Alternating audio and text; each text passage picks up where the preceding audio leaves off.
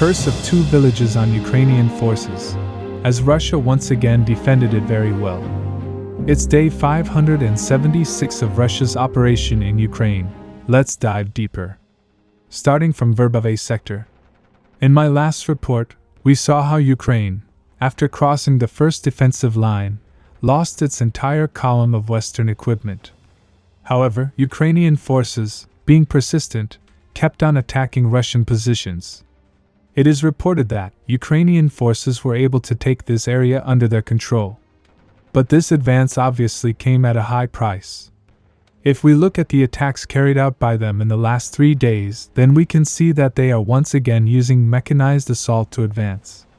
In recent videos that were shared by Russian sources, you can see Ukrainian Western equipment attacking Russian positions east of Verb. However, Russian forces were able to repel the attack. Sources say they in fact destroyed the first Marder infantry fighting vehicle. But as you can see, Ukraine was able to reach very close to the village with armored vehicles. This suggests that Russian forces are not able to prevent Ukrainian forces from crossing the first defensive lines. However, they are doing everything they can to slow them. Once again, we can see Ukraine is gaining steady momentum. Now moving to Novomayersky sector.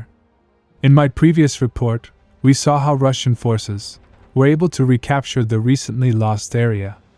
Recently prominent Ukrainian source acknowledged the difficulty faced by Ukrainian forces, and further added that these two villages have proven cursed for their forces.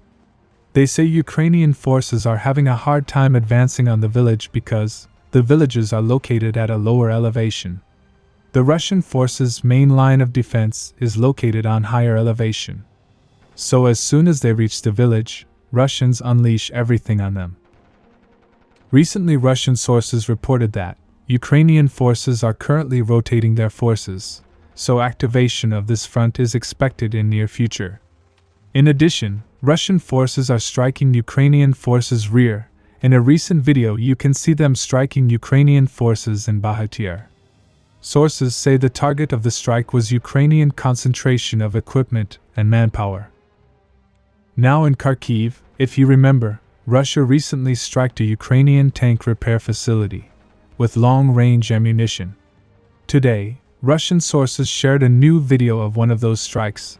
In the video, you can see the missile hitting the workshop. It is said this workshop had been restoring tanks for a long time. Subscribe for more frontline updates.